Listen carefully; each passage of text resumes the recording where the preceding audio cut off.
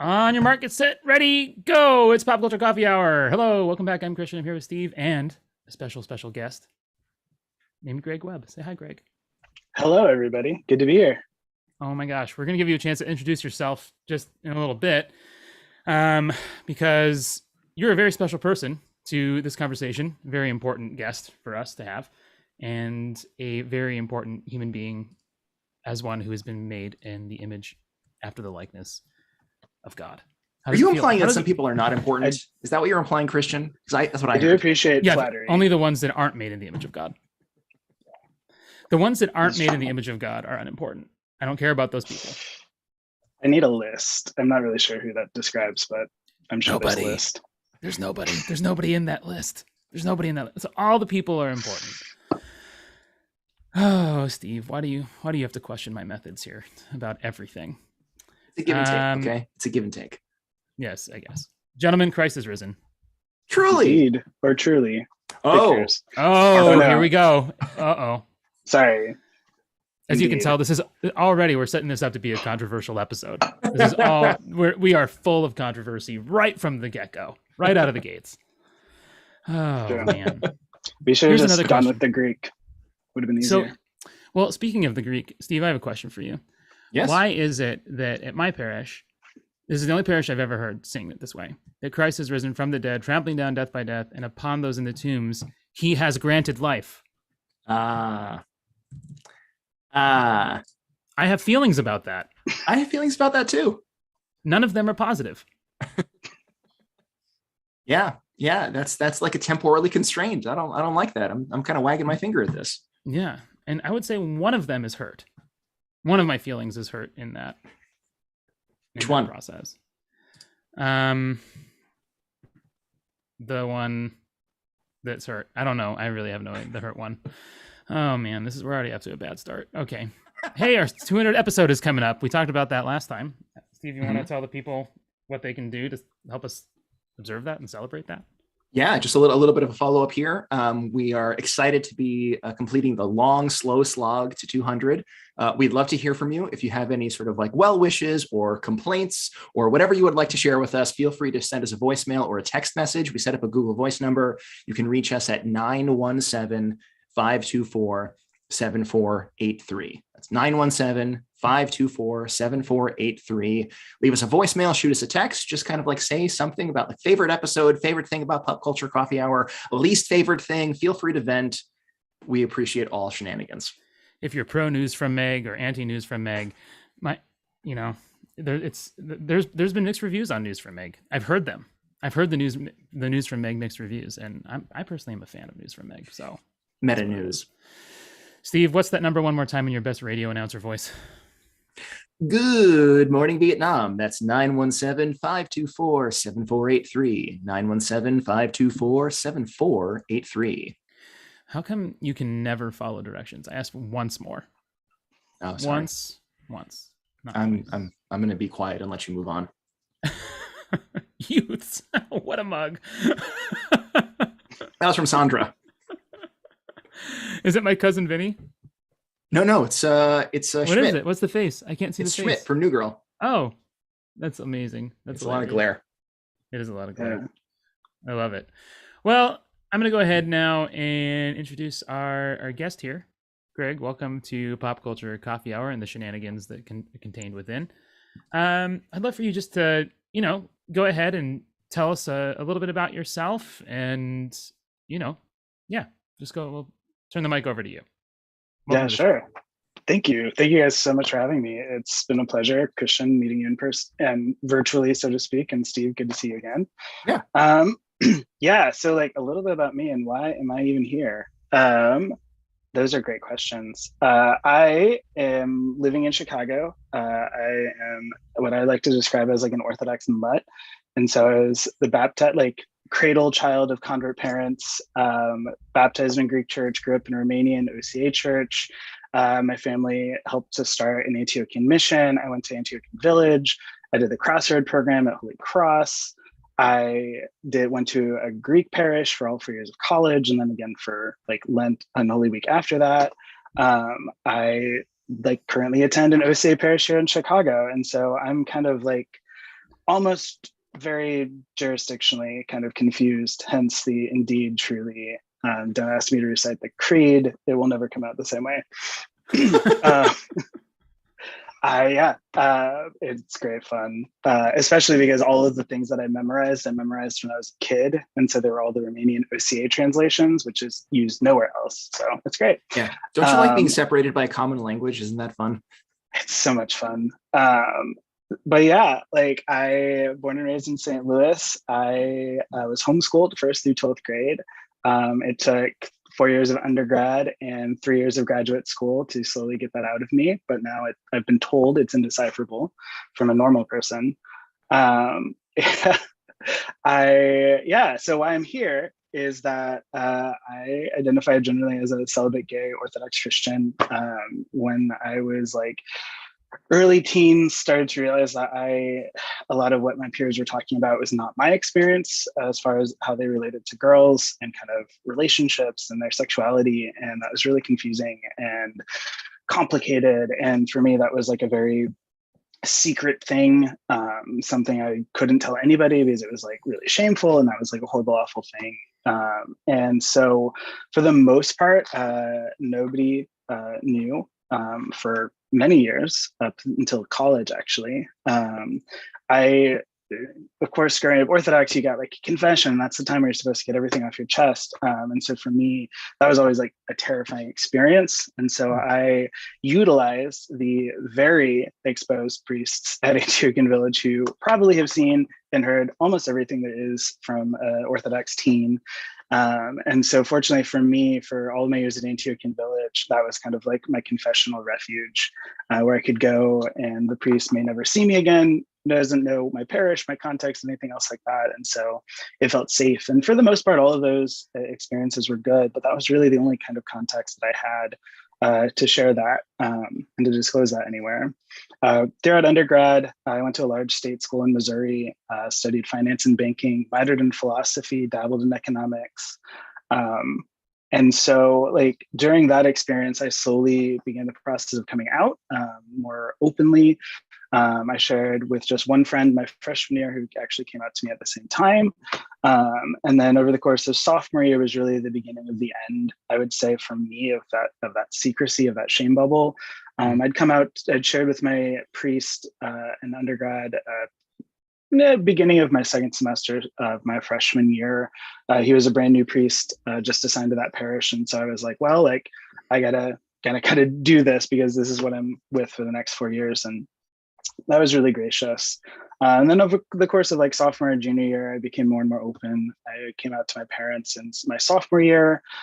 Somewhere between sophomore and junior year, I was involved in like a support group through a ministry in St. Louis for people who were experiencing same-sex attractions. By the end of junior, senior year, I was pretty much open with all of my friends. For the most part, I would use language at the time that was like, I struggled with same-sex attraction. I experienced same-sex attraction. Some people would use same gender attraction. And if you name it, there's like a weird way to phrase it in that world. But now for the most part, my senior year, I started identifying as a celibate gay person. It just felt more true to kind of my experience and to kind of connect myself with kind of the broader kind of story and narrative within the LGBT world. And then after undergrad, I moved back to St. Louis, spent a lot of time back at home, got connected back with the ministry that I was in a group for. I ended up becoming a group leader of for 4 more years. Once I returned, I did a 3-year master's program in mental health counseling at a Reformed Presbyterian seminary. So I'm also kind of an ecumenical mutt, in the sense of like, I've always been Orthodox, always have been every Sunday in an Orthodox church, Byzantine chanter, singing in the choir, but also I was involved throughout undergrad in evangelical campus ministry and college. In grad school, I was at a Reformed seminary for my counseling degree. Many of my best friends are Reformed Protestants or Catholic or Anglican or Episcopal. And so I am fairly comfortable in a wide variety of circumstances in the broader kind of Christian ecumenical space, with the exception maybe of Pentecostal. I have very limited experience in the Pentecostal world. But yeah, I became public kind of writing about gay stuff towards this tail end of my time in college, I got connected with a blog called Spiritual Friendship after I graduated. Started writing for them a bit. Kind of started to put me on the map a little bit as kind of like the gay Orthodox person to send your email to if you have questions or wrestlings or doubts. And I've kind of been in that space ever since. Through the ministry in St. Louis, I got a great opportunity to do a lot of speaking gigs, helped co-teach a class at the seminary I was at for the last couple of years after I graduated. I was part of an Ancient Faith Radio documentary program on same-sex attraction that came out just last fall. But yeah, so otherwise, my day job is in financial technology. I never did counseling professionally, thought I would for a long time, never quite panned out. Found a weird little happy place in dealing with the most escalated and angry people in the financial technology world. And I'm pretty good at it. I joke that I have a master's degree in empathy, which kind of helps in the customer service experience world, but I don't know. So I'm a nerd. I like all kinds of weird stuff. But yeah, that's a very abbreviated version of me, but hello. Well, yeah, I mean, I'm super grateful to have you on, and you know, it's funny to see kind of like the Venn diagram probably of what our lives are, in terms of how they've followed similar mappings of where like all of my education has happened ecumenically. Like, you know, I went to Wheaton College for my undergrad. I went to Azusa Pacific University for my clinical psychology degree, and Luther Seminary in St. Paul, which is like, you know, perhaps one of the most liberal kind of strands of mainstream Christianity or mainline Christianity available, right? The ELCA, which I loved. Oh, yeah. I you know, because they were actually like open to like me believing something different. They're like, we don't care that you're Orthodox. It's cool. Yeah. Like, share what you want. You know, you don't want to read the books that are part of this curriculum. That's fine. Make up your own. But it was really helpful. It was cool to have that conversation, and then of course like the counseling thing. It's so I'm grateful to have you here. You know, and I'll sometimes joke that I have a master's degree in listening, which is even worse than empathy. Although a necessary ministry, but at least empathy, absolutely, you know, carries with it some sort of cosmic significance in that. I still like to think about a paper that I had to write in grad school on like the differences between like Calvinism versus, oh my gosh, the not Calvinism. And it was like, why I'm not a Calvinist. And the other book was why I'm not an Arminian. And I had to write a paper, and I wanted to title the paper why I'm not a Protestant, but that didn't go over super well. Yes. So I'm sorry to hear that, but at least you and I have master's degrees in empathy and listening, while Steve has a Juris Doctor in sociopathy. So it's... I'm a talkative sociopath. I'm a graduate level talkative sociopath. Yeah. Yeah. Yep. It's a lawyer joke, everybody, not a Steve joke. It's a lawyer joke. It's a little bit of a Steve joke. No. Come on now. I'm in the process of repentance. It's fine. Yeah, it's really, it's fine. Coming out of recovery. I'm fine. We're all fine. Yeah. Everybody's fine. Well, Greg, thank you for introducing yourself. I would now like to introduce you to a little segment that we call, Steve? News from Meg. And here we are in our, I don't know how many episodes we've been doing News from Meg now. I still don't know who Meg is. I have yet to meet Meg or be introduced to Meg. And yet, once every 2 weeks, I hear about the news that she finds interesting. So let's do this. All right. You ready? Yes. All right. Here's our first story. Wild, aggressive turkey terrorizes nation's capital, slips across state lines into Maryland. Several agencies are reportedly on its trail. A turkey? Like one turkey? Yes. Yes. A ferocious wild turkey has been terrorizing residents in Washington, D.C. and Maryland while eluding multiple agencies who are on its trail. Residents have for months reported being attacked by a wild turkey, and officials believe it is the same male turkey responsible. It's always the male turkeys. You know, like the male turkeys are so much more aggressive than the female turkeys. To the point of ferocity, I've never heard a turkey referred to as ferocious. Like I feel terrifying. Like they are, and delicious depending on the context. No, it's true. Yes, as long as they're not dry. Well, like charging at you with like all the feathers, like that's I've been there. You've been chased by a turkey? I have had turkey encounters, close encounters How with a turkey. close encounters of the turkey kind? I know Oh my gosh. exactly. I mean, growing up in the Midwest, like turkeys are everywhere. Like, I don't Oh know. my gosh. Like, Canadian geese are worse, but yeah, turkeys are terrifying. So here's a Yes. little bit of an editor's note. The next time somebody asks you to introduce yourself, like this for sure needs to make it into the introduction. Like, I'm openly out as an Orthodox celibate gay Christian, and I've been attacked multiple times by turkeys. Attack might be like a strong word, but I have been in situations where I have felt the aggression of a turkey and decided to not engage it. So I've avoided the fight. A very hostile, foul environment. And this is where the Venn diagram between my life and Gregg's life connect, because on the campus of Hellenic College Holy Cross, there are historically a ton of very grumpy turkeys and a ton of very grumpy geese. So this is our Venn diagram now. Thank you. There we go.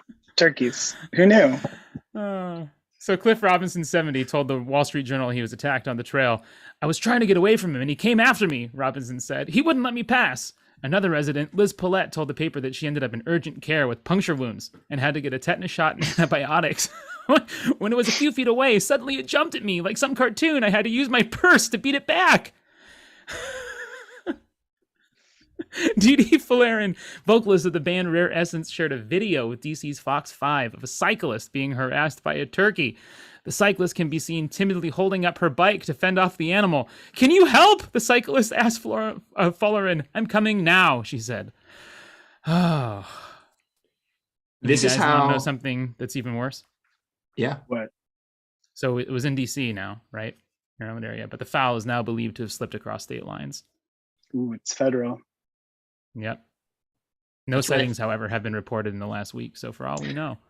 This reminds me of like the McDonald's hot coffee spill, like a lawsuit where like at first glance, the headline is really like benign. Like, okay, that seems ridiculous. And then you start reading about the actual experience. It's like, oh no, that is terrifying. Yeah. Yes. Blood, injury, assault. Like, yeah, this reminds me of a few months ago, there was a headline about a squirrel that was attacking people in London. Oh, so here's a question for you guys. If you had to be attacked by a wild animal, which one do you feel the most confident about going toe-to-toe with? Squirrel. They're puntable. They are puntable. Like, all of this just weirdly smacks of that moment in Monty Python and the Holy Grail with the rabbit, right? Doesn't it? Like, it's just like, what? Run away! Run away! Nature's finally fighting back, guys. Yeah. I mean, sounds like they need to implement hunting season early. Yeah. So, Gregg, as you're walking through, Chicago and all of the parks that have their various wildlife out there, do you have to carry some sort of, protective weaponry of some kind? No, or... I have yet to see a turkey. Although, truth be told, a couple of years ago, a park by my first apartment in Chicago, there was an alligator in the pond. Somebody had released it, and so for like 3 weeks out of the summer, it was like headline news all over Chicago every day because the police were like trying to get it. They had one alligator expert came in that could not capture it, and they finally brought this guy in from like Gatorville in Florida, and like he got in like 2 days, and they named the crocodile Chance the Snapper. Nice. And every so often you'll still get like a news story update from where he's living in Florida. Like, okay, he's like still happy, like doing all right. But that was like legitimate headline news about an alligator in the park by my apartment in Chicago for like 3 weeks, a couple summers ago. Were you scared to go outside? I would have been. I mean, not really, although it was really entertaining to see the headlines and try to see what photos they matched to the news story, because like there'd be like alligator sighting and it was basically the Loch Ness monster, where like at most it would just be like a ripple in the water on the pond, and I was like, okay, nobody believes this, and then they found it, and yeah, it was real. It's sort of like Chicago's version of the Loch Ness monster is what I'm hearing from you. It absolutely was, but unlike the Loch Ness monster, it was real, and it retired in Florida. It did very fitting. Indeed. All right, I just have one more story today. And here's the headline for this one. Okay. Will sending aliens nudes lure them to us? NASA thinks so. Why? Again, it's really salacious sounding. But we basically Indeed are it just is. sending them like the Vitruvian man. Like, this is what a human looks like. And like, Yes. do we really want aliens to have the impression of humans as like all of their clothes on? And so like when the aliens get here, like, yeah, wait, that one doesn't look like the picture. That one has a hat. Yes. So NASA scientists want to send naked pictures of humans to space in hopes of potentially making contact with aliens. The message will also come with an invitation to respond should aliens ever discover it. The pictures aren't graphic, as Gregg is saying, but rather simply illustrations of a naked man and woman with DNA descriptions. Here's my favorite line of the article. To make the unclad humans more inviting, the man and woman are waving in the picture. I have seen this picture. They are waving and feel very inviting. Oh, man. The question is, though, is this really what we think is going to bring aliens to come visit us? Like, isn't there something else? Isn't there something else we could send them? I mean, Musk sent a car. So like sports car, naked pictures, like, I don't know. I mean, what about like pizza? Like they don't have, do aliens have pizza? Like pizza's pretty inviting. Pizza's pretty inviting, but I feel like by the time it would actually reach the alien, I don't know if the quality would still be there. I'm talking about a picture. Even in the vacuum space. Oh, okay. That's fair. I feel like a frozen pizza would keep pretty well in the vacuum space. Well, then would we also have to, would we have to send a microwave and an oven or something? Like, I mean, how are they going to make it? No, we got to send one of those like pizza machines that just has like the spinny plate and like the little like pizza shaped like broiler over it. I mean, as seen on TV and in space. So, Steve, here's a question. If you were an alien and somebody was going to send you something, like what would be the thing that would bring you to come visit our planet? It would definitely be food related. And pizza's a really good start. Ooh. Okay. Yeah. Interesting. Yeah, that's really it. Honestly, I'm a very simple man.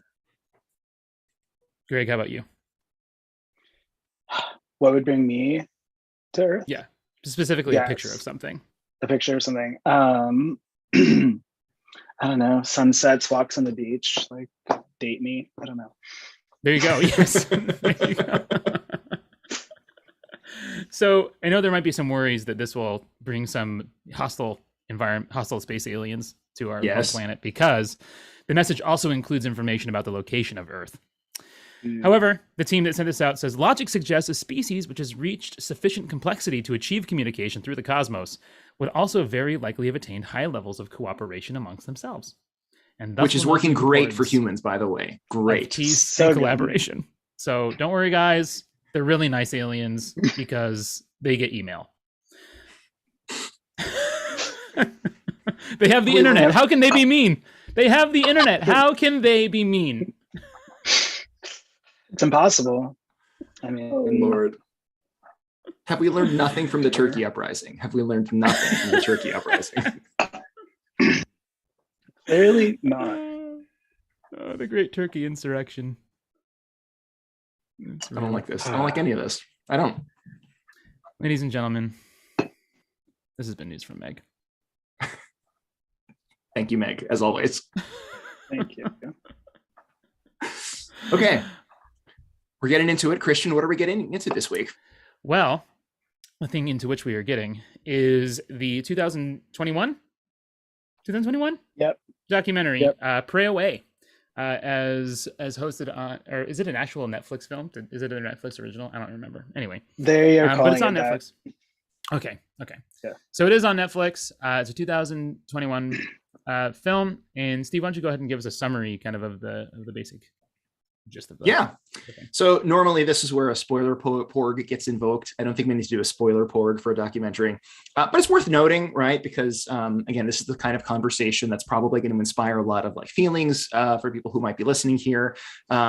Just to sort of like be very upfront about why we're interested in this documentary.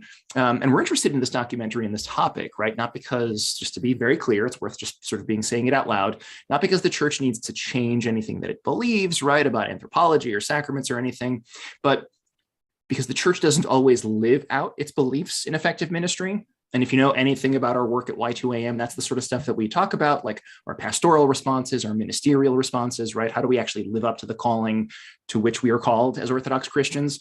It's not like the church is never going to start blessing same-sex marriages or anything like that, but like, what do we do with the real and lived experiences of our brothers and sisters in our communities, right? And I think that this documentary is interesting for those of us who just may not maybe be aware of some of these experiences, to open up, right, in an empathetic sense to some of these very real and tragic experiences, and to begin talking about what it means for us as Orthodox Christians to rise to that challenge about just lovingly, pastorally caring for the pain that we actually see, not just in the world in an abstract sense, right, but in our homes, in our communities. So that's kind of just like a introductory thought, which I think is important to sort of say out loud. But Pray Away is a documentary, and it's really about conversion therapy, right? And it kind of like traces the development, the mainstreaming, I guess, of conversion therapy and its continued lingering in the pop culture space. For those who aren't aware, conversion therapy kind of promises, right, to be simplistic about it, that people who experience same-sex attraction can go through some sort of process and emerged, for lack of a better word, cured, free of any such attraction. And at the very end of the documentary, it says that over 700,000 people in the US alone have gone through this. But of course, the wrinkle there is that it also says that teens who go through this process are also twice as likely to take their own lives as a result. So what this documentary really tells is the story of conversion therapy from the 70s to now, and it highlights a lot of really prominent former leaders of this movement, board members of prominent organizations, spokespeople who eventually realized that conversion therapy not only doesn't work, but was actually harming people in the process, and then kind of people sharing their stories. We encounter this guy, John Polk, for example, a man who ended up marrying a woman who identified as a former lesbian, but he and his wife have since divorced, and he's in a relationship with a man. And Julie Rogers, who was sort of being shaped to be a spokesman as a teenager, and she, again, is like ended up marrying a woman. So it's kind of a very complicated thing for people who are part of this movement. But you also meet a young man who is kind of starting a new version of this for like a Gen Z crowd with like activism and social media and stuff like that. So it's kind of still there in pop culture.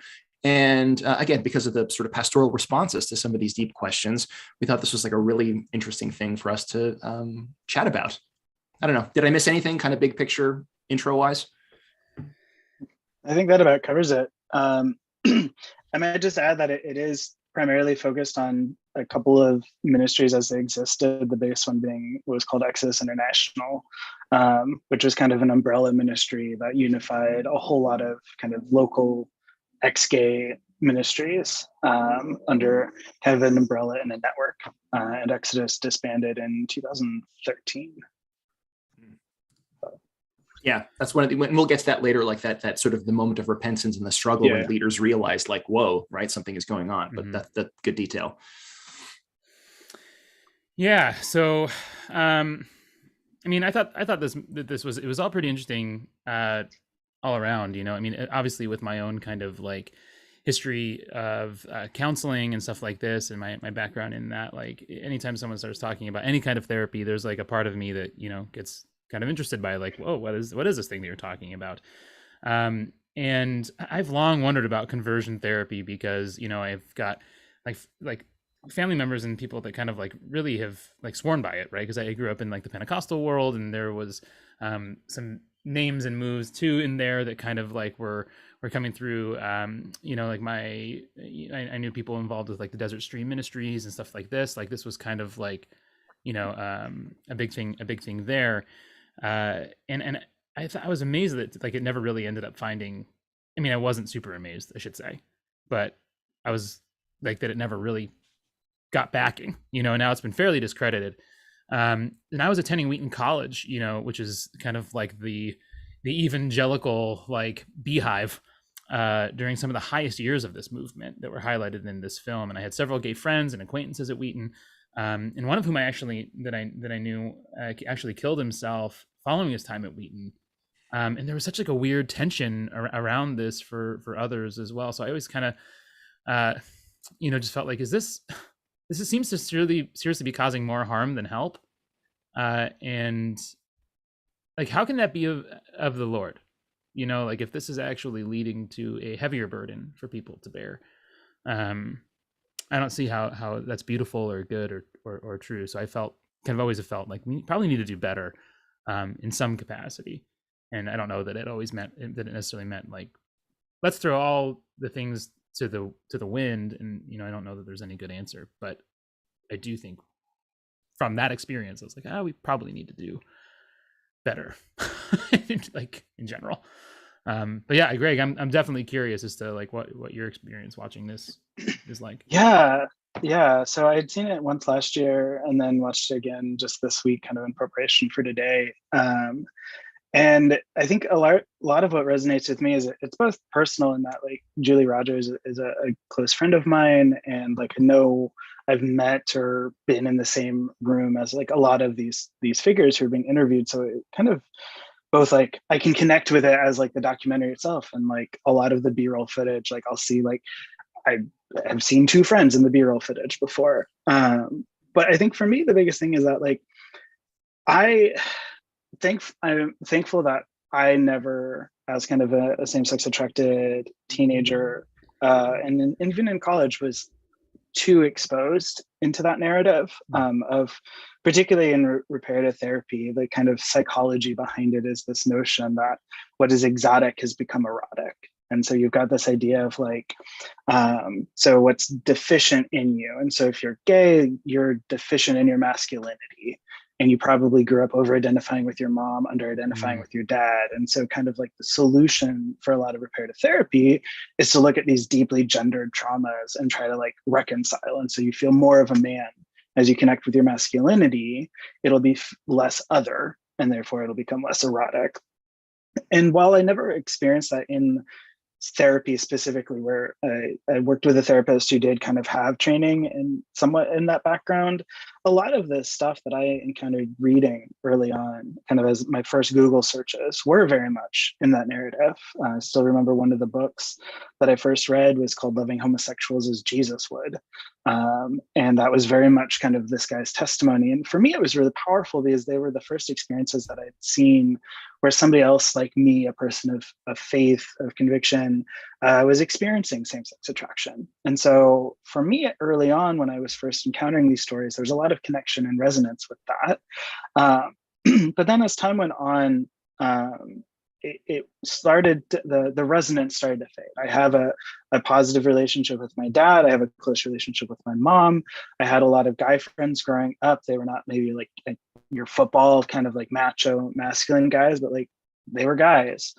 And then in college, I had a pretty tight guys small group that I was really close with. And I think like I remember like sophomore, junior year, I like had a lot of really good guy friends who were like masculine stereotypes, like, and was very much accepted and like part of that crew. And I think for me, I realized that like I was healthier as a person, being more connected to my own gender, but that hadn't actually removed any of my experiences of same-sex attraction. My friends, like I could still admire them in their physical beauty as well as in our camaraderie.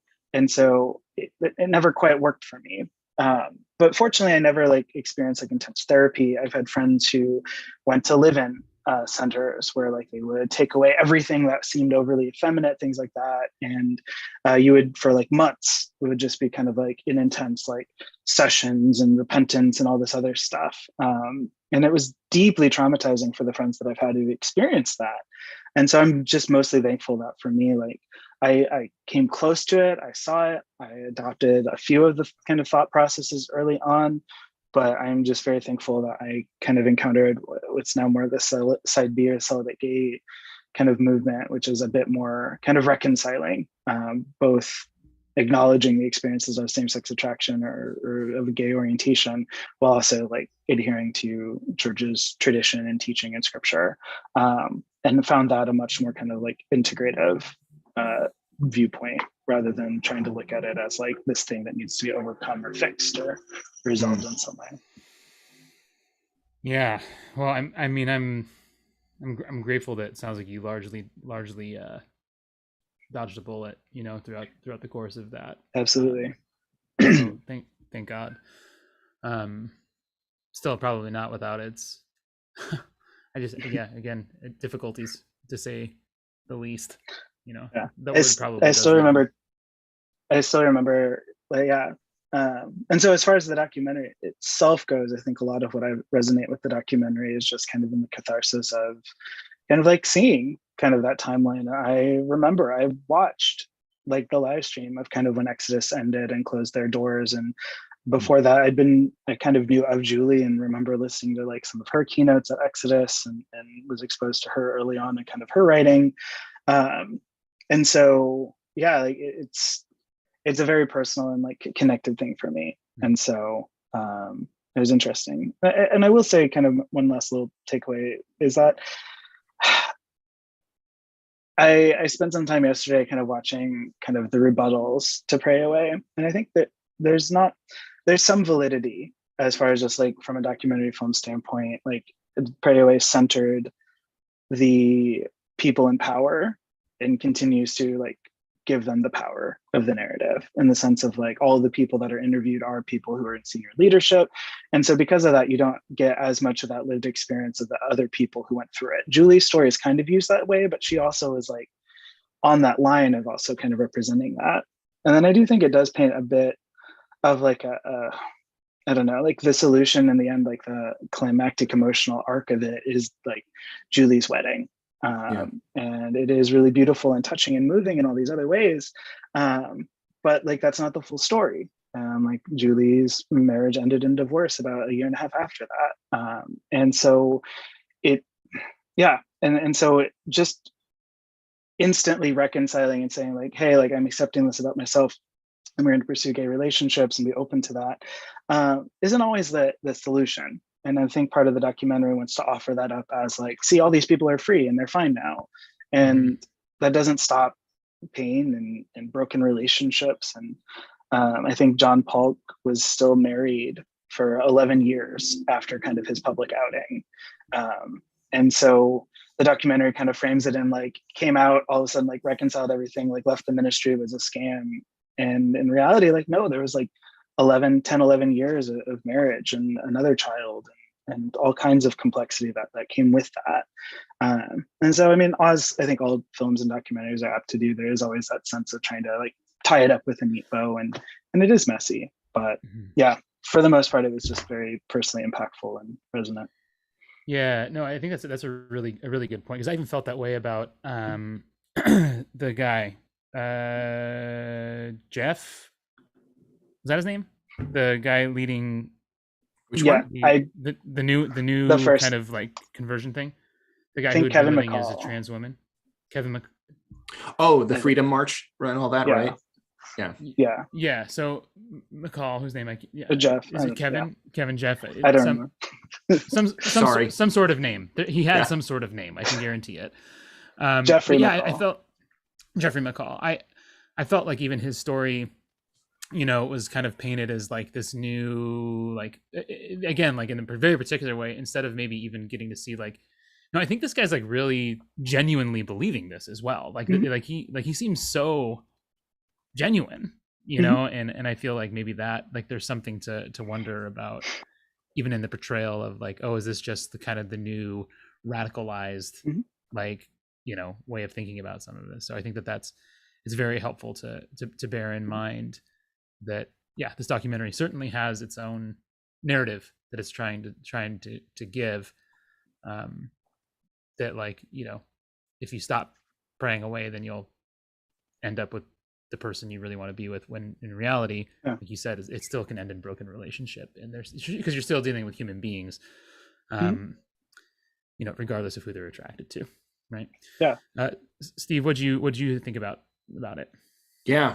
I think this was really powerful. Even our introductory sort of like comments are making me really excited about the conversation, because for me, this is, you know, kind of like hit me on an emotional level, seeing some of these difficult things that I don't have that same level of kind of like firsthand experience with, right? But I think, and even kind of like some of the jokes that we were making earlier about like the internet and being a grumpy place, like sometimes I when I wrestle with some of these like stuff with pastoral implications, just kind of makes me very grateful that, you know, the work that we've been trying to do over these past 9 years has really been like God leading us to frame everything we do around this like be the bee sort of mentality, and really sort of like have Christ as our, like the things that we are for and the one for whom we are for as being the center.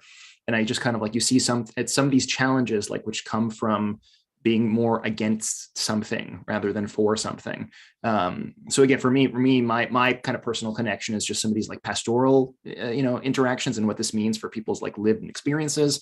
And I'm just really looking forward to kind of unpacking it a little bit, because I feel like I'm at the beginning of some of my thought process for this. Yeah. Yeah, I think that's a really good framing too, of like that maybe the take that we're taking on this is more pastoral than theological, right? Like, yeah, we're trying to think theologically about pastoral issues rather than whatever, or pastorally about theological issues. Like what? Yeah, sure. Anyway, because that's always been where we come back to with our stuff, is like, how does this impact the real and lived experiences of real people, in their day-to-day lives? So I guess that, as I was thinking through how we could have this conversation, I felt like I had a hard time even knowing how to frame some of this. But that pastoral kind of take, I think, is helpful, because it is such a sensitive topic, and I really want to do it justice. I really want to be fair to the whole thing, especially as like a white heterosexual male.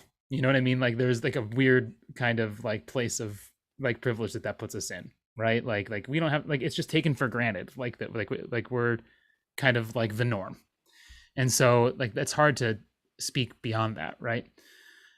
So I guess maybe the place I'd like to start is, again, Gregg, like, not to like token gay Orthodox Christian you here, but I am curious, just like, I don't know, man, like what your experience is like what is it specifically like to be gay and Orthodox? Because like this is such a kind of traditional faith, that's like, I don't know, pretty unbending. Yeah, no, absolutely. Yeah, I would say generally my experience has been complicated at best. I think there's aspects of it that are, I think, of my story and experience that have been uniquely Orthodox, that kind of add their own flavor. But I think a lot of my general life experience is very similar to a lot of my general, like, other Christian kind of gay friends. And so that's part of why there's been so much kind of core community formed around that, and that being our shared stories and experiences. And so like some of the stuff I might share will apply to me specifically as an Orthodox person, but I think also more broadly kind of just like the experiences of Christian people of faith navigating their sexuality. And so for me, like my experience, like it's definitely been hard. And I think there's a lot of aspects to what makes it hard. I think early on when I first started kind of sharing more openly, I would say that I struggled with same-sex attraction. That was like the approved language to talk about it. And I think there reached a certain point kind of in my story, maybe after like 4 or 5 years, where that stopped being true for me, and that my struggle was not really with my orientation itself. I didn't really struggle with the fact that I was attracted to the same gender. I struggled with all the things that kind of were around that. And so for me, that looked like loneliness and isolation and shame and wrestling with my sexuality and just all of that. But I wasn't wrestling specifically with the whole, like, why am I gay? Why am I this way? Why am I attracted to the same gender? And I think often the conversation, in my experience in the Orthodox world and the Christian world, it ends up being hyper focused on the sexual orientation, the sexual part of that. And it's, and I think for me, that's where like a lot of my grief has come from, is that like everything just gets really focused on who you want to have sex with, who you're not having sex with, who you're supposed to not have sex with, and kind of leaves out like the broader kind of context for like what even is like sex and connection in our society. And so for me, like a lot of that kind of came to a head when I kind of fell in love for the first time. I went through college with like my heart very much on lockdown, and like I might have had 1 or 2 kind of fleeting little crushes kind of growing up, but for the most part, I would never acknowledge kind of like any of that emotional resonance. And so I remember like the first time I fell in love was with another celibate gay blogger at the time, and long distance, like I knew it wasn't really reciprocated, but like I very much resonated with them. And I think the first year of kind of those feelings. I was very much in denial. Kind of, I jokingly say that I like felt like kicking and screaming in the sense of like, I think it was like a year in, and my Spotify like Wrapped for the year had my #1 song is "I Don't Want to Love Somebody Else" by A Great Big World, and that was kind of like, oh, like I'm in trouble. Yeah. The playlist is titled "Made Just for You," and it's just that one song. Exactly. It's that. And it's like, oh no, I've listened to that a lot. And I do this thing where like I'll listen to music and I'm oblivious to the lyrics. And then one day like it'll hit me and like, oh, like, okay. Delete. Exactly. That year in playlist was not published. Yes. But and so I think for me, like a lot like cases like that, and that's particularly like around the sense of like, what is like my future? What does future look like? What is like the hope? A dear friend of mine, Eve Tushna, is a gay Catholic writer. She often has talked about like having a vocation of no, like that you can't have a vocation of no. Like you have to have it, what are you being called to, not just away from. And so for me, like I've tried to pursue that in community and relationships and friendships. And there's often a conversation that kind of has come along in the broader evangelical and Christian world around kind of this Christian, celibate, gay Christian conversation of friendship, of looking at friendship as kind of like this great gem or this great kind of like resource that we have as Christians that can sometimes be underappreciated or has been underdeveloped. And so, but most of my immediate day-to-day community, the community that kind of gets me through life, they're not Orthodox. Some of them, they're almost all Christian, but a lot of them are affirming. A lot of them are in gay relationships or pursuing that. Both my roommates are in gay relationships. And so I think part of also like kind of the burden and the journey has been navigating that. And like I've had so many friends whose views have changed over the years. Like my first connection to Julie was when she started writing for Spiritual Friendship, which was a celibate gay Christian blog that I also was writing for at the time. And then watching her and her journey and how she's left a lot of those kind of views that once united, and maintaining the relationships in spite of that. And so that for me is often like what I wrestle with a lot. And like and so most of, I think specifically from the Orthodox side, like most of what I wrestle with in Orthodoxy has been like the absence of this conversation almost in general, or the few times it does come up, it'll either be like a restatement of the same thing that we've like the bishops will issue like a new edict every so often, just like friendly reminder. And just how it gets like, we're not going to do gay marriages, like no crap, Sherlock, like that's not a surprise. Like but there always feels like this compulsive need.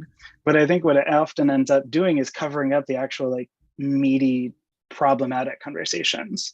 And so we just don't have those conversations because like we can point to this document that like clears us of wrongdoing, but it doesn't actually like speak to people. And so I think often in Orthodoxy right now, there's just so much tension between kind of what's seen as like the progressive left that's trying to like change the Orthodox Church's views, and that Orthodox is tradition and timeless and truth, and like how dare that be modified or changed. And then on the other side, you have the reactionary kind of most conservative on the other side that kind of is constantly seeing boogeymen behind every corner. And so any attempt to like be pastorally sensitive or thoughtful or nuanced in this conversation is reacted to as like an attempt to like overturn Orthodox teaching. And like have always been a committed, faithful Orthodox Christian. I've always done my best to follow the Church's teaching, a confession. I've never been in a gay relationship. I have no plan to pursue a gay relationship. I do think that the Church teaches marriages between a man and a woman, and I do think that's deeply rooted in Scripture and tradition and history and theology and all these other things. And so like I affirm all of that, but like I think you've got to like go further. Like now what? Yeah. And so I think what has brought me the most comfort is connecting with other gay Christian men and women who are asking that same question and kind of decided that like, hey, like the Church is not necessarily going to like create that for us. And so how do we find that? And so you've ended up with organizations like Revoice, which is this annual conference that's been happening for the last 4 or 5 years that I've spoken at a few times, that is largely ecumenical, but still is like asking those questions and providing that community. I help administrate an online Facebook group of 700 something celibate gay Christian men and women. And there's very little that unites us. And so it's always kind of like a tension. I jokingly say that there's two things. We all are trying to love Jesus and we're all trying to avoid having gay sex. And that's the end of the list that like unifies. But somehow still, in spite of all these differences and even theological reasons for pursuing celibacy, that like there's still something that's beautiful there. And I will say, like, regardless of your thoughts on Protestant or evangelical kind of like worship and whatnot, some of the more powerful spiritual experiences of my life have been singing Protestant hymns in a room with like 500 other gay Christian men and women that are all like there together. Like those are still some of the most connecting, powerful experiences of my life. While also still being done in a liturgical style that's not my own background. And so I think for me as a gay Orthodox person, it is kind of like this place of kind of like no man's land in a sense. So like you kind of make your space. And so I've put together my space through ecumenical connections and cross belief connections and all these other kind of things, and kind of made my life my own. And I've done my best to offer myself as a resource for the church through my own life, through my own narrative. But often like still find myself just like struggling with like just even the lack of conversation that gets had. So I will, the last thing I would maybe say to that point is that oftentimes this conversation, in my experience, can be about celibate gay men and women, men who are not pursuing relationships. But even within kind of the celibate gay Christian or kind of world, there are also people who have found themselves in what some would call like a mixed orientation marriage, where one of the partners identifies as gay or same-sex attracted, but they find themselves in a heterosexual relationship or a marriage to somebody of the opposite gender. And that can also be beautiful and life-giving. And so places like Revoice and these online communities often also make space for those individuals. And so I do want to make sure that I'm not speaking, like, excluding those individuals kind of, when I speak, that's just not my personal experience. And so so I want to be inclusive of those experiences, but also that's not been mine. I have not found myself particularly called towards a heterosexual relationship. And so for me, celibacy, lifelong singleness is much more kind of where I found myself. So that might be a lot, sorry. Yeah. No, well, I'm grateful for just getting a little bit of a chance to hear just kind of like what you've been through, like what your experience is kind of in all of this, because I do feel like it's so much more helpful to frame all of this, and again, in the terms of like a real story, right? Like your story, because it's so easy to get removed from. I mean, like, how often do we hear again, just like, like the straight people talking about like what it's like for how gay people should be, right? Like, particularly like in the church, I think there's a big danger that comes along with that. And you said something that is particularly important, I think, here is this, like the word loneliness is like, I think the thing that goes so unspoken through so much of this, right? Like that's, we hear like, okay, you can struggle with the feelings and go be celibate, but we kind of forget like that what we're saying is like, go be celibate and alone. Like go, and ironically, right, in Genesis, that's the one thing that God says is not good for the human being. That's the one thing that's not good in the creation story. It's good. He makes man and woman. It's very good. And then we get like, it's Genesis 2, and it is not good for the man to be alone. And it's like, it's stark. It's a stark statement compared to like everything else that's been good and beautiful and seen as good and beautiful by God, and thereby deemed good and beautiful by God, seeing it as good and beautiful. Yeah. Now we get to something that God says is not good. It's not good for the human being to be alone. And it seems sometimes like the only not alone option that we give in Orthodoxy is like, go to the monastery. Yeah. Yeah.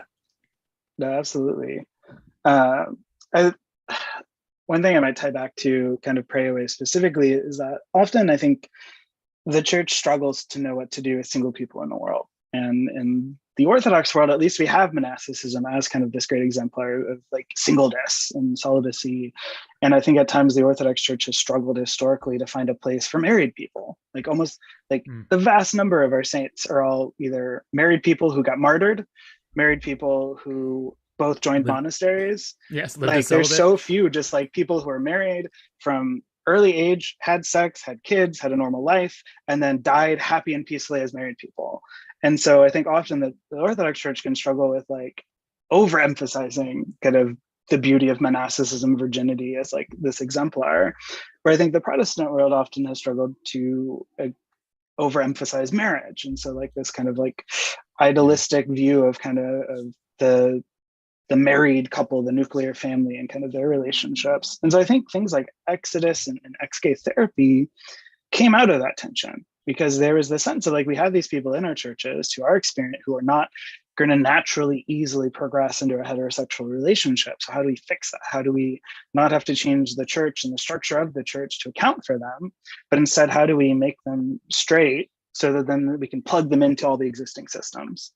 So I think, the most generous read on kind of the ex-gay movement is to just try to like help these people like find a place, and that it was easiest to kind of plug them into the pre-existing systems that exist for married families and couples and all of that.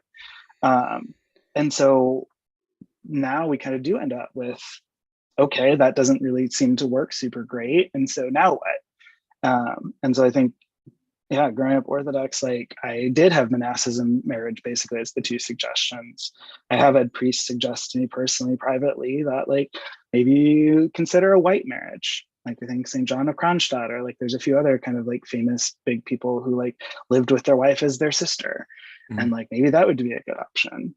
And a part of me wants to be like, as like a former counselor or whatever, like if a couple comes to you and tells you that like the last time they've had sex was like 4 years ago, that is like a red flag. That is a concern in a marriage and like a marital relationship. And so I don't know why like taking that out of a marriage would be seen as like a positive thing. So I don't know. Those are just a few more tangential thoughts. Yeah.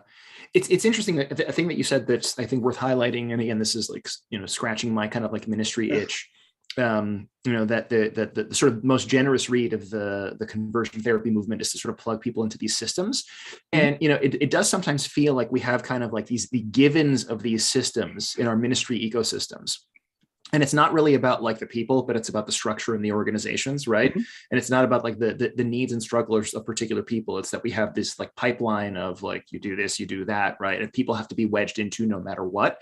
And I think a challenge for us as Orthodox Christians too is because, to be blunt, right, a lot of our ministry efforts in this country are kind of derivative. We kind of came to this country and we're like, oh, in the 50s and the 60s, like, oh, look, Sunday school, that's a thing. We should do it too, right? And I think we have to be very careful that we are internalizing maybe some of these systems in an unthinking or uncritical sort of way, which aren't necessarily great for people. And, I don't know if this is helpful to say out loud, but you alluded to it earlier, like sometimes as Orthodox Christians, we just kind of struggle with what to do with single people generally. So I kind of feel like even this conversation about same-sex attracted people like does kind of touch on ways that we just kind of like flounder in some ways with what to do with people generally, right? And like I'll be even a little bit explicit about this. Like this was kind of one of my experiences at like seminary, for example, which was obviously like a beautiful and a wonderful, like I loved my time at seminary, but it was this weird thing where like being single felt like a problem for a lot of people. And there was like the pressure to sort of like get married because that's how you get the job, right? Which everybody is in seminary to get the job. And a lot of by dudes, the way, is super hot when you say that to a girl, right? Yes. Like they're totally, they're like, hey, do you want to help me get a job? Yeah. Would you like to be my conditioned precedent to employment? Right. Like it's just because there's also like so many women in Orthodox seminaries. Like...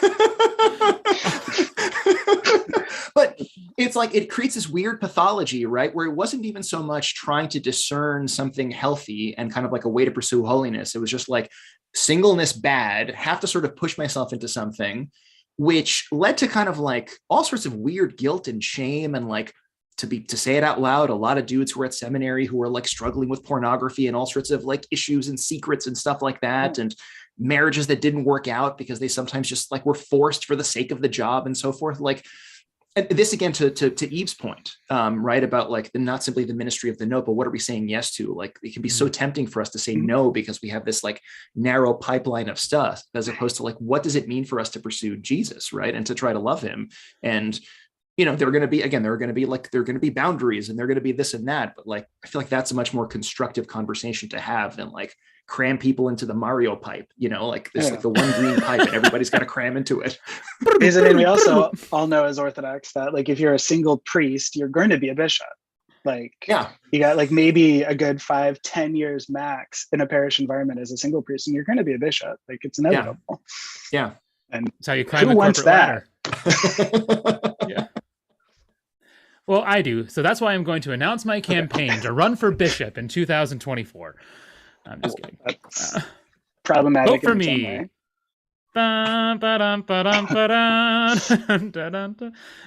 Real Bishop Christian Gonzalez. Oh Lord. No stories. So so here's an important thing that I want to linger on a little bit. Like, oh man, we have so much to talk about, and we have like 20 minutes left, and I don't know if we're gonna. Good Lord. This always happens. There's so no many other things. gay media that we could ever possibly watch as an excuse to talk about this. No, this is literally the only gay thing out there. I don't like. It's true. That's it. That's it. But yeah, I mean, Steve, you said like kind of this vocation toward. Greg, you talked about this vocation toward, and this particularly kind of like in the frame of holiness and goodness. I'm thinking, right, like marriage in terms of like the sacramental participation in divine life and the love of God, as a means for our own transformation into the image, into the likeness of Christ, right? Like to be fully united with Christ, that we might be like Christ, that we might live as Christ and die as Christ daily, as St. Paul would say, I die daily. So I guess I wonder, like, by not providing a really solid alternative, I think, like this is the celibate gay path towards this kind of sacramental dying. It just seems like we're failing in our brothers and sisters, because I think like one of the most accessible ways, for example, for me in my own life to find the cross of my own faults, to be renewed into like the likeness of God, is through my marriage and my family, right? Like in a very like visceral and incarnate way. Like when one of my daughters wakes up at 2 a.m. with a bloody nose, or just because they're scared, like this is actually an opportunity for me to learn to love them despite my own selfishness, because there are certainly parts of me that do not love them as much as I love sleep, right? Like I'm gonna go out there and say something controversial. There are parts of me that don't love my daughters more than they love me, and this is an opportunity to come face to face with them. And it's just like there's that element, but it's not just like, oh, like this is what's going to make you like Jesus. It's also like a real opportunity for relief and comfort and care and closeness and connection, right? Like I have a live-in friend in my wife who can hold me and remind me of my lovability. And for those who are celibate and alone, like where's the relief? There just seems to be no, it makes my tummy turn. I mean, I think the answer is, it's supposed to be, and it is in some extent, Jesus. Like, I don't know. Like, I mean, I will say that I think the experience of singleness as a gay person is both different, but also similar to the experiences of any like single or alone person in our churches. And so like, I think to that extent, I went to both. It is different and it is a unique struggle because there's that lack of potentiality. There's that lack of even potential hope for a long-term relationship, even if your dating life is miserable and like you're failing and you're not getting any dates at all. Like that is its own pain and cross and weight. And so I do think there is like, I don't know if we're ever supposed to be like, find our joy this side of kind of like the new heavens and the new earth. And so I want to both say, because sometimes it's a helpful reminder for myself that like there is kind of this like end like this is not all that it's supposed to be. There is that like, and so we're not supposed to feel fully satisfied, I think, in this life. But again, like I say that mostly as a reminder for myself, because like I do very much struggle with that. And like the long-term prospects, I mean, like I'm 32, like I don't, like I got like, gosh, like 40 something, 50 more years of this. And so like I don't know what that looks like. And especially adding to that sense of like all of your friends slowly falling away. And like I've already had so many friends who've become affirming and pursued relationships. I've even had friends who've ended up pursuing heterosexual relationships who were once very much lockstep with me in kind of this journey of celibacy. And so there is always that sense of like, am I going to be next? Am I the next one to like finally throw in the towel? And I don't know, and I can't predict the future. But I have experienced connection and community and beauty in friendships and relationships. And I have many dear friends that are much closer and know me much better than a lot of my kind of straight peers kind of out there. And like most of those, to be real, are not in the church, like, or at least not in the Orthodox Church. And so most of my own spiritual journey has been augmented in some way by Protestants or Episcopals or Anglicans or whatever you have it. We're gonna have to ask Tim to bleep out some of those words. I'm sorry. Those denominations that shall not be named. But there. Oh, you can say Death Eaters. Death Eaters is fine. Oh, you can say that. You can say Death Eaters. Yeah. The Voldemort. Oh, please no. But yeah, and so I guess what I try to say is that like I want to come away from this conversation with both the sense of like this is a real big thing, and this is an extremely heavy burden, and how do you navigate like all of Christ's kind of promises in scripture that like my burden is my yoke is light, like it is supposed to be like joyous. I struggle every time with Psalm 51 because you have this notion, or 50, I don't even remember which one it is, to have mercy on me, oh God, that one. Restore unto me the joy of your salvation. Exactly. Yeah. Like, and even in the context of the Psalm, David almost makes it contingent upon like, I'm going to follow after, like I'm going to do these things, and so that you then restore unto me the joy of your salvation. And I don't always know what the joy is in my salvation other than like eternity. And I am really bad at eschatology. Like I have some friends who are way better at like having this really strongly developed sense of like heaven and beauty and joy and all this other stuff. And I don't. I'm like very worldly. And so, but like I try to remind myself of that. And I think for me, most encouragement comes from joining together with other friends who are on a similar path. And so I have connected with a number of Orthodox people who are in a somewhat similar boat as mine. There's not an abundant amount of them. There's also quite a few affirming Orthodox folks who are either in a gay relationship or pursuing one while still kind of quietly in their church. I don't always know what to do with that either. But yeah, and so I don't want to make this all just like a sob story that like gay people in the church, it's so hard, it's so sad. Because like there is goodness and joy and beauty in my life and in the lives of my friends and whatnot. But also like there is a lot of pain, and there is a lot of ways in which the church continues to like get this wrong in a way that I think for me personally has caused me to mostly not look to the church to do that. Like I took that into my own hands in a lot of way, and I created those spaces or found those communities, and I kind of roll my eyes every time the church tries to do something. It doesn't. And I mean, like we're really good at having secret conferences and then pseudo-secret conferences reacting against the secret conferences, and that is absolutely a thing. I can tell you later. And so, very curious. So like, yeah. So yeah. And so I do think like, anyways, that's rambly, but but I think it's important, right? And again, just again mathematically, right? Most people in the world, right? Most people who are listening are probably not going to identify as same-sex attracted in any sort of way or gay or anything like that. But at least as a point of empathy, right? Like I think it's important for us to at least kind of hear some of that pain, right? Because this is like a very human thing. Again, not to sort of say it's all the same experience, right? But at least as like a point of empathy.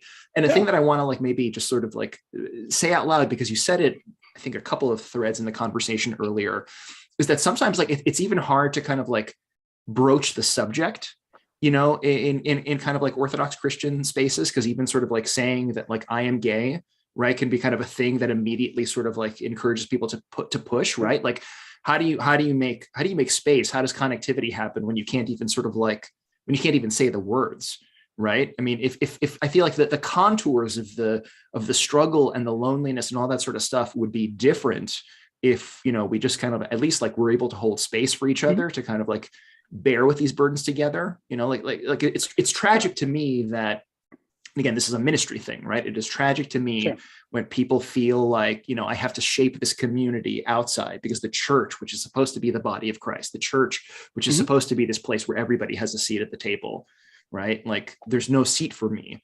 And again, not even in the sense of being affirming or whatever, but just for the sake of like being known, just being, right? And struggling within, right? Because you're right. Like, I don't know if I'm making sense, but like, that's like this first thing that we can at the very least do. Part of my experience has been that I have been repeatedly advised, kind of in the context of like spiritual counsel with Orthodox priests, that like same-sex attraction and those experiences are something that should be reserved basically for the context of confession and very little else.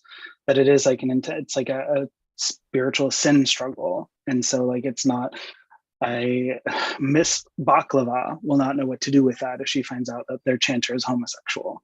That is something I've been told. And so like, but like the closet is evil and dark and all these other things. And so like, we have to navigate that.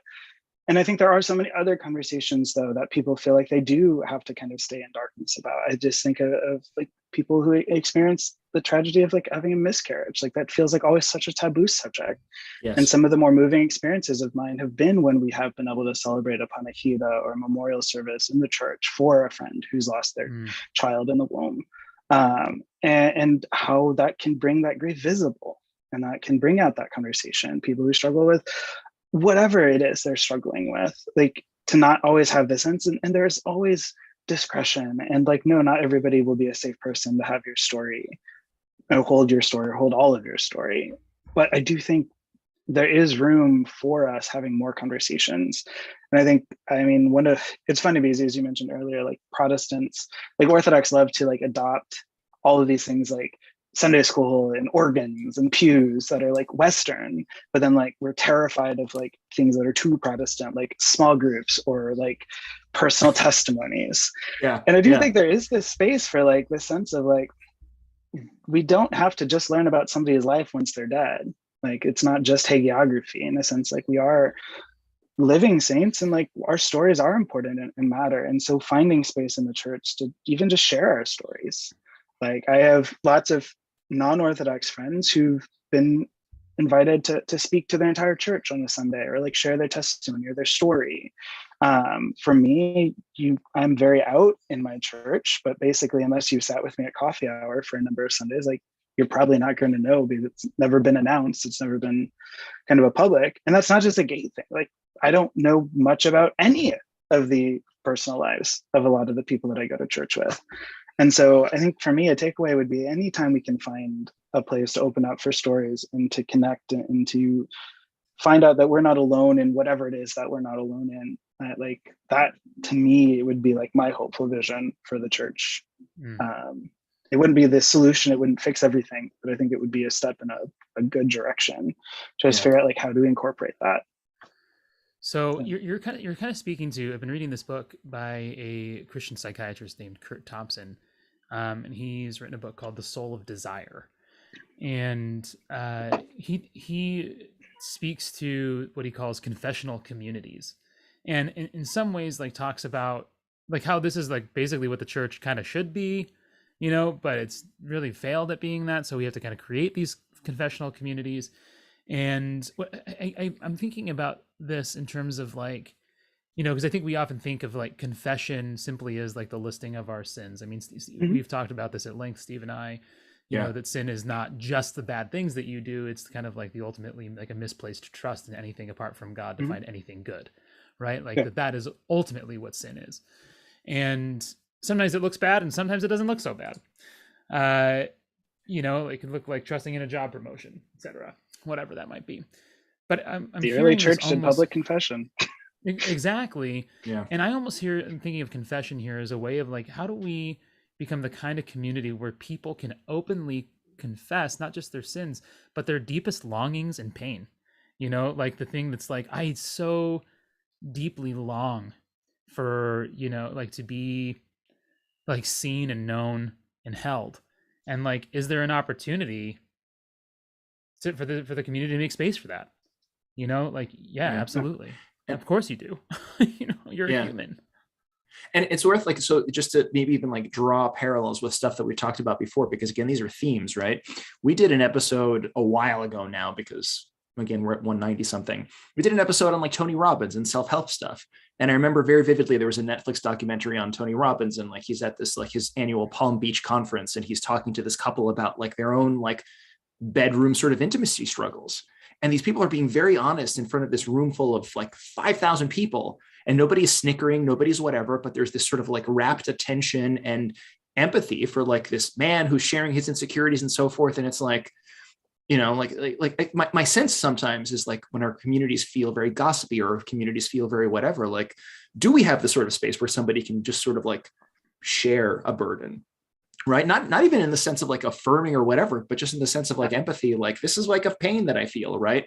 And not have the, he or she is doing this, right? Like, that's tragic to me that these, you know, other kinds of organizations hold more empathy and sort of reserve judgment a little bit more than we do sometimes. And people feel more comfortable sharing to a room full of like 5,000 people in a self-help seminar, right? Than they do it in the body of Christ. The church is the hospital for you, unless you blank. Yeah. And this just reminds me of, I love suffering. I mean, the theology of suffering. And like, I've done a lot of reading about it. I don't know. My brother recently expressed some concerns about why I have so many books about suffering. I don't know. It's great. But I always come back to this idea. I think so. Stanley Hauerwas, I think he was a professor at Duke, talks about in his kind of like book on theodicy, or the notion of like, how can a good God allow suffering, like talks about how like Christian community is really supposed to be a community that is capable of absorbing grief. Like, that is our role in the face of suffering, is to not fix it, to not climb out of it, to not explain it, but just to be a community that is capable of absorbing grief.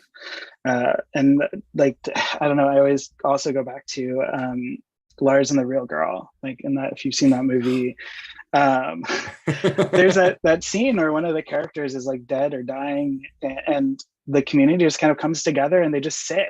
They sit. And like, somebody just says like, that's just what you do. You just sit. And that is a kind of a Christian response to like pain. And so how do we kind of, regardless of whatever it is, like, how do we become a community that is capable of absorbing grief and can kind of join one another, like, in that experience, even if it's not our own, but to develop and cultivate that empathy. And so, yeah, I don't know. Thoughts? Oh man. Okay. Here's I got to be the guy that says this. We've got 5 minutes left. We've got 5 minutes left right now. Shucks. Well, and but yeah, that becomes a good question though, to sort of just hang, right? Because this is not for us to solve. I think it's for us, with our 13 listeners out there, to sort of wrestle with. Yes. Yeah. So I guess like maybe that's where we do need to sit with this. Like, how does the church become a place capable of absorbing grief? I love that phrase. You know, again, it's Pcsolyar, right? The trampling down of death by death, not by any other way. Like, how do they come over and they sit? You know, like by the way, Lars and the Real Girl is like one of my favorite things. And in early iterations of retreats we led, I used Lars and the Real Girl to illustrate several points. So yeah, you just spoke all of my languages right there. Totally picking up what you're putting down. But yeah, that is, I think, the question of how do we absorb grief? How do we become the kind of communities that are confessional, where people can articulate the deepest longings of their hearts, and make space for the pain? My God, the pain that all of us are in. Oh man. So Gregg, I have a couple questions for you, if that's okay. Sure. Before we call it a day for now, and maybe have to invite you on for a part 2 of this conversation because I do think it's important. But I would say, there's a lot of unhelpful, harmful kind of stuff that's out there about LGBTQ stuff. It's even including, and sadly, from Orthodox priests and bishops, right? Yeah. Which it just hurts my heart. So are there any like particularly good places that people could look, books, resources, anything? I don't know, video series. I don't even know what to ask about here, but are there good places and good people doing good work that you would say, go read stuff by so-and-so or whatever? Yeah, generally I would say, so the Revoice conference has become a pretty good synthesis and collection of a lot of kind of like the better thinkers and conversations on this. I think there's some things available on their YouTube page, but also their website, revoice.us. They do have, I think it's probably buried somewhere on their website, for like $50 for a year or $5 a month or whatever, you can get access to basically all the presentations that have happened at Revoice over the years. I think that would be a really good resource. I would say like the Spiritual Friendship blog, spiritualfriendship.org. It's not super active, but there's like a wealth of resources, and like a lot of the conversations that have been had over the years, like have been had kind of on spiritual friendship. Eve Tushnet, anything she's written that's nonfiction, I would suggest, especially her newest book, Tenderness, is just beautiful and comforting. My friend Wesley Hill, his kind of seminal book on kind of the celibate gay experience called Washed and Waiting, Washed, W-A-S-H-E-D. I know I always mispronounce it. That book was like kind of a core starting point for so many of my friends. But yeah, anything by Mark Yarhouse. He's kind of one of the top kind of psychologist researchers. Wrote a really good book of research recently on kind of just the whole celibate gay kind of community and movement. I'm blanking on the name right now. But yeah, anything by Mark Yarhouse, Eve Tushnet, Wesley Hill, Revoice, and Spiritual Friendship, I would say those are kind of all my core. Within the Orthodox space, Ancient Faith Radio recently did a documentary series that's 4 parts. I helped contribute to some of it. Is it perfect? No. It's addressed for a pretty conservative kind of audience, but I think there are a few good nuggets in there. So if you've got 4 hours, like maybe listen at 1.5 speed. I don't know. But that is one of like the more recent, specifically Orthodox kind of resources that exist. But yeah. Awesome, thank you. And just one final question. Yes. For anyone who's like listening to this and is thinking kind of at the end of this conversation, like what is one thing that I can do, to like make things better in the church for my gay brothers and sisters in Christ? Yeah. What could we do? What can we do to make things 1% better even?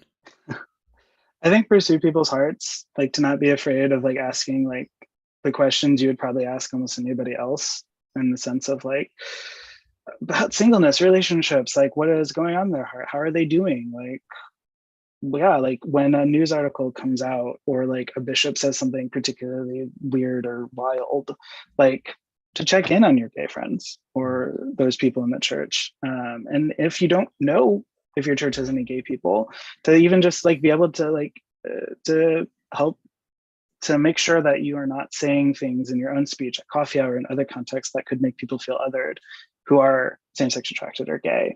And so that maybe talk about something you read, or if you listen to this, like talk about that. And even if nobody comes out to you at church, simply like opening up that conversation allows people to know in your space that like maybe you might be a safe person, that you took the time to listen to something like this and think about it. And yeah, so for me, that would kind of be just like a simple starting point. Wonderful. Thank you for that. And I'm grateful for you being with us today and chatting with us. I hope we can do this again, man, because this has been great. Thank you guys so much. been helpful Yeah. for me anyway. I don't know about you, Steve. Steve doesn't listen. Yeah, no, 100%. Because like I said, I mean, we've hung out in person before, Greg. So like we've had some of these conversations before, but it was interesting to watch this documentary, to sort of, really begin to immerse myself into it and just kind of wrestle with these lived communal questions. Like I love even like your counsel, right? Is like, if I can even rephrase it a different way, is like, it's be people around people, right? The exact same way that you'd reach out to somebody like, how's your day going? Like, let's be people with each other. Yeah, it's not that hard. We're not aliens, I promise.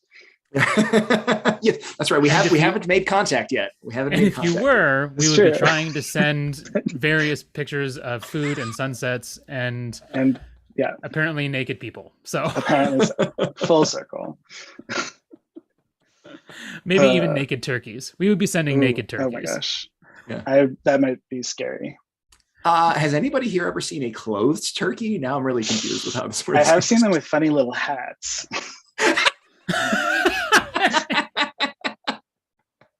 Like the little pilgrim hat. Little pilgrim hat. Oh man, that actually hurt my side. That actually hurt my side. Oh, a parting gift. Well, that was good. Thank you again. Appreciate you. Appreciate your time. Thanks for having me. Well, before we go though, right? I think it's we'll go super quick because I know we're kind of gone a little bit long, right? But we always trying to honor Greg's time. I care about him more than you. Okay. Is that okay? Oh, is it okay? No, I'm good. Am I being bad? You're good. No, okay. We're good. Okay. We're good. I got time. Okay. We're gonna super quick. We always love ending our podcast with God Sightings. Christian, you want to tell everybody what God Sightings is all about? Yeah, so God Sightings is kind of like our lived practice of trying to be the bee, right? And to find God everywhere and in everything, because sometimes we just kind of skate through life without the awareness of God's action in our lives, and this is a kind of our attempt to think about the God who lives and acts in the world rather than just the one who's an idea in us, and places where we've come to experience God's actual goodness. So, Steve, you want to get us started? Yeah. I was able to spend the weekend with my godson and his family. And my godson just turned 11, which is like, what? I remember holding him when he was a tiny little thing that was just the size of my forearm. And it's just been so amazing to see him grow up. And it was really wonderful to just spend time with him and his siblings and his parents, who are dear friends of mine. Just, because I live alone, not married, don't have kids. It's always wonderful to spend a little bit of time like embedded in a family and just see those struggles and their rhythms and their challenges. And, it's those reminders, right, that there is just such beauty and grace in these small things, like a family gathering for a meal and making space for the godfather/uncle who comes around every now and again. And it's beautiful to see them love each other. It's beautiful to be loved by them. And for me, it was just this really sort of like hopeful, sort of beautiful couple of days with them. So that was my experience. Love that. Yeah, I think I would say last week, a week ago was my birthday. And so I had a group of friends that like went out, and it was like basically my closest friends in Chicago. And we just like went out for a Cuban dinner and came back to the house and like hung out and ate a lot of cake. And it was just great. And like just being around like my friends, and then kind of like tangentially to that, I do all the photography for my church, and I'm a little bit behind on editing photos from like Holy Week and Pascha, and I finally finished those this week. And it's always like a joy to kind of revisit all those services in that time, like as a church, kind of like through the lens of my photography. And so that would be it for me. Love it. Beautiful. Love it. So yeah, for me, I actually had a moment the other morning where I was just getting really weirdly overwhelmed and like almost kind of like panicky, like, and I had like no idea what was going on, like, but I felt like I was like what's happening. I was like cleaning the kitchen and I didn't want to stop cleaning it because like I felt like I was gonna have to probably deal with whatever was going on. And then like I just sat down afterwards and kind of like had like just a lot of a lot of feelings, like a lot of weird hurts kind of show up, and just like realizing like these lies that I've believed about myself for a long time. And when my wife came home, I shared it with her, and she was just like so kind and receptive and like just listened to me, and I like just really felt seen and known and loved. And I think that's another reason why like I felt so strongly about today's topic. I'm like, man, knowing the goodness that comes from that, I feel like everyone should have access to that on a regular basis, like of like a place where God's concrete knowing, seeing, and loving you can be felt. You know, again, not one that's like dependent on another person, but that is mediated through one consistently is like so valuable. So yeah, I mean, it was a really nice moment. So that's where I'm at. Thank God. Yeah. Agreed. I do. And that's the end of that chapter. All right, guys. It's been real and it's been fun. Gregg, once again, thank you so much. Absolutely. Glad to be here. Okay, and who knows, maybe we'll do a part 2 at some point. I don't know, because like we did not touch like 90% of our outline today. Oh Lord. Yeah, no. There was a lot left on the cutting table. as long as we can title it Part 2. Part 2. Yeah, the fancy French now. Yes. A la Hot Shots Part 2. Yes. All right. Bye, everybody. Thanks so much. Bye. See you guys. Thank you.